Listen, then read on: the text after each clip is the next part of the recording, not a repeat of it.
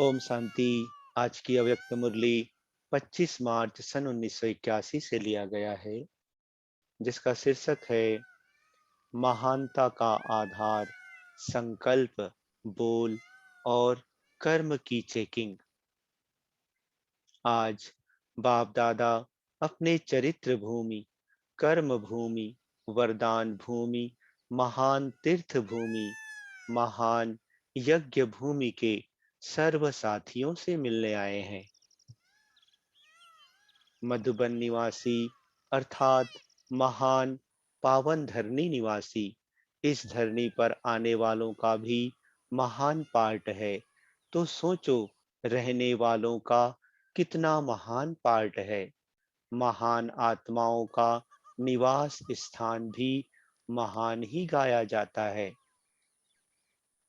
जब आने वाले भी अपने को भाग्यशाली अनुभव करते हैं, अनेक अनुभवों की स्वयं में अनुभूति करते हैं, तो रहने वाले का अनुभव क्या होगा?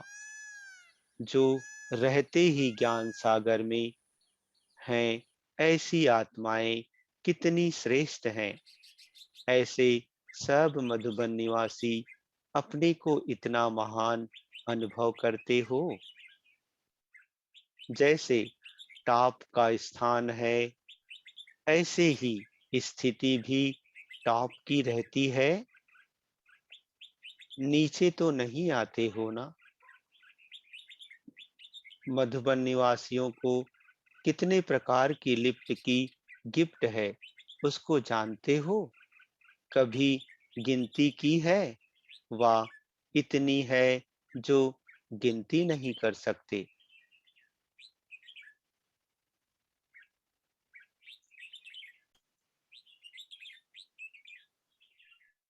मधुबन की महिमा के गीत सभी गाते हैं, लेकिन मधुबन निवासी वह गीत गाते हैं। मधुबन वासियों का चित्र दूर दूर रहने वाले भी अपने दिल में कितना श्रेष्ठ चित्र खींचते हैं, यह जानते हो? ऐसा चित्र चैतन्य में अपना तैयार किया है। जैसे स्थूल पहाड़ी है, वैसे सदा ऊंची स्टेज की पहाड़ी पर रहते हो। ऐसी ऊंची स्टेज जहां पुरानी दुनिया के वातावरण का कोई प्रभाव आ नहीं सकता। ऐसी स्टेज पर रहते हो कि नीचे आ जाते हो। नीचे आने की आवश्यकता है। मधुबन को डबल लकीर है। एक तो मधुबन निवासी मधुबन की लकीर के अंदर है, और दूसरा सदा श्रीमत की लकीर के अंदर। तो डबल लकीर के अंदर होना, डबल लकीर के अंदर रहने वालों की स्टेज कितनी श्रेष्ठ होगी। आज बाप दादा अपने भूमि निवासियों से मिलने आए हैं। बाप की चरित्र भूमि है ना?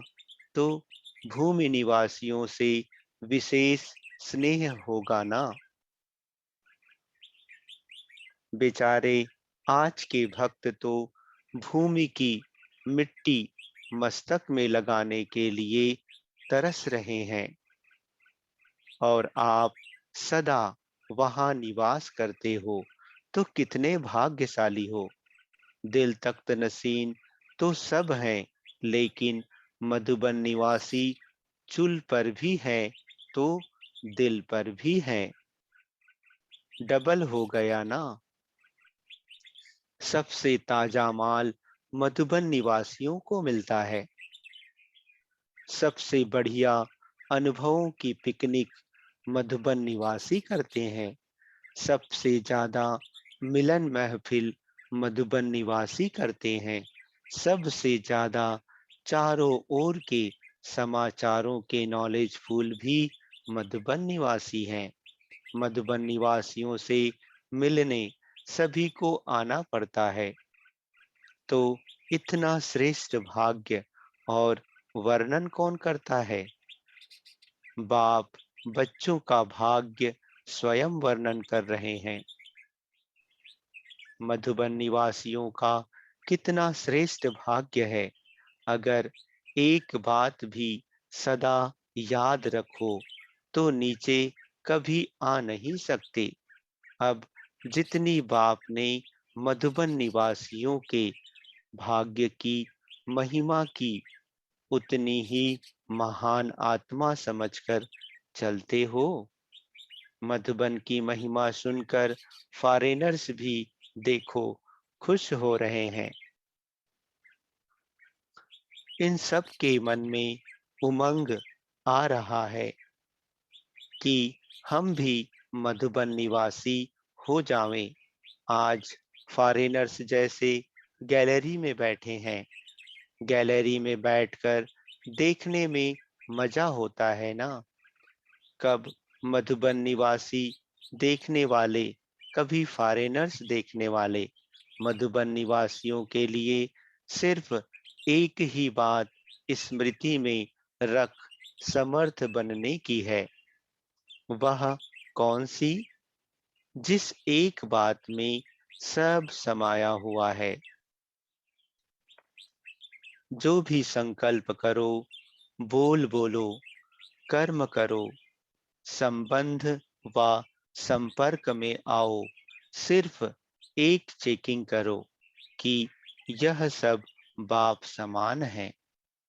जो मेरा संकल्प वह बाप का संकल्प है। मेरा बोल बाप का बोल है। क्योंकि सबकी यही प्रतिज्ञा है बाप से कि जो बाप से सुना है वही सुनाएंगे। जो बाप सुनाएंगे वही सुनेंगे। जो बाप ने सोच के लिए दिया है वही सोचेंगे। यह तो सबका वायदा है ना। जब यह वायदा है तो सिर्फ यह चेकिंग करो। यह चेकिंग करना मुश्किल तो नहीं है ना। पहले मिलाओ, फिर प्रैक्टिकल मिलाओ। हर संकल्प पहले बाप समान है, यह चेक करो। पहले भी सुनाया था कि जो द्वापर युगीन राज्य व रजवाड़े होकर गए हैं, कोई भी चीज स्वीकार करेंगे तो पहले चेकिंग होती है, फिर स्वीकार करते हैं। तो द्वापर के राजे आपके आगे क्या लगते हैं? आप लोग तो फिर भी अच्छे राजे बने होंगे, लेकिन गिरे हुए राजाओं की भी इतनी खातिरी होती तो आप सबका संकल्प भी बुद्धि का भोजन है। बोल भी मुख का भोजन ही है। कर्म हाथों का, पांव का भोजन है। तो सब चेक करना चाहिए ना। पहले करके पीछे सोचना, इसको क्या कहा जाएगा? डबल समझदार।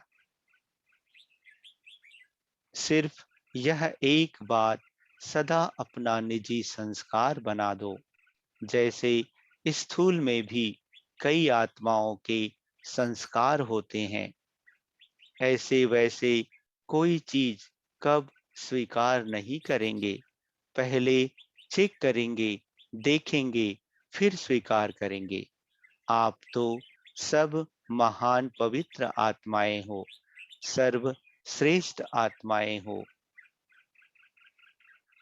तो ऐसी आत्माएं बिना चेकिंग के संकल्प को स्वीकार कर दे, वाणी से बोल दे, कर्म को कर ले। यह महानता नहीं लगेगी। तो मधुबन निवासियों के लिए सिर्फ एक ही बात है।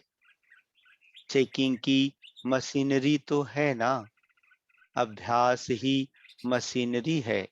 मधुबन वालों की महिमा भी बहुत गाते हैं। अथकपन की खुशबू तो बहुत काल से आती है। जैसे अथकपन की खुशबू आती है, यह सर्टिफिकेट तो मिला है। इसके साथ और क्या ऐड करेंगे?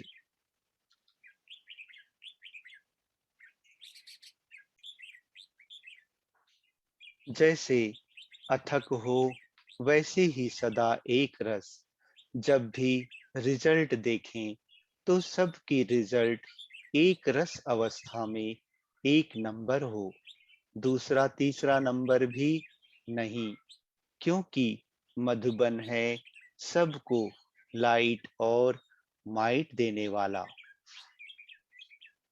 अगर लाइट हाउस माइट हाउस ही हिलता रहेगा तो दूसरों का क्या हाल होगा?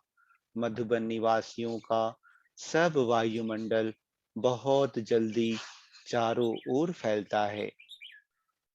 यहाँ की छोटी बात भी बाहर बड़े रूप में पहुंचती है, क्योंकि बड़े आदमी होना। सदा छत्र छाया में रहने वाले स्वर्ग में तो प्रारब्ध मिलेगी, लेकिन यहाँ भी काफी प्रारब्ध है। मधुबन निवासियों को सब बनाया मिलता है। एक ड्यूटी बजाई, बाकी सब बना बनाया। कहाँ से आता है? कितना आता है? कोई संकल्प की जरूरत ही नहीं। सिर्फ सेवा करो और मेवा खाओ। 36 प्रकार के भोजन भी मधुबन वालों को बार बार मिलते हैं, तो 36 गुण भी तो धारण करने पड़ेंगे ना। हर एक मधुबन निवासी को पवित्रता की लाइट के ताजधारी तो होना ही है, लेकिन डबल ताज, एक गुणों का ताज, दूसरा पवित्रता का ताज। जिस ताज में कम से कम 36 हीरे तो होने ही चाहिए। आज बाप दादा मधुबन निवासियों को खास और सभी को आम गुणों के ताज की क्राउन सेरेमनी करा रहे हैं। हर एक को जो भी देखे तो ताजधारी देखे। हर एक गुण रूपी रत्न चमकता हुआ औरों को भी चमकाने वाला हो। बाप दादा ने ड्रिल कराई। मैं चमकती हुई मणि भृकुटी सिंहासन पर विराजमान हूँ। स्वराज्य अधिकारी हूँ। इस देह के कर्मेंद्रियों की, मन बुद्धि की मालिक हूँ। मैं मास्टर सर्वशक्तिमान हूँ। मेरे अंग अंग से सर्व शक्तियों की किरणें फैल रही है। सर्वशक्तिमान बाप की छत्र छाया मेरे सिर पर है। सर्व शक्तियों की किरणें मुझ में समा रही है और मुझसे निकलकर ग्लोब पर पड़ रही है। सभी लवलीन स्टेज पर स्थित होना, एक बाप दूसरा ना कोई, इसी अनुभूति में कितना अतीन्द्रिय सुख है। सर्वगुणों से संपन्न श्रेष्ठ स्थिति अच्छी लगती है ना। इसी स्थिति में दिन और रात भी बीत जाए, फिर भी सदा इसी में रहने का संकल्प रहेगा। सदा इसी स्मृति में समर्थ आत्मा रहो। बाप दादा निरंतर बच्चों से मिलन मनाते रहते हैं और मनाते रहेंगे। अनेक बच्चे होते भी हर एक बच्चे के साथ बाप मिलन मनाते ही हैं, क्योंकि शरीर के बंधन से मुक्त बाप और दादा दोनों एक सेकंड के अंदर अनेकों को भासना दे सकते हैं। अच्छा, ओम शांति।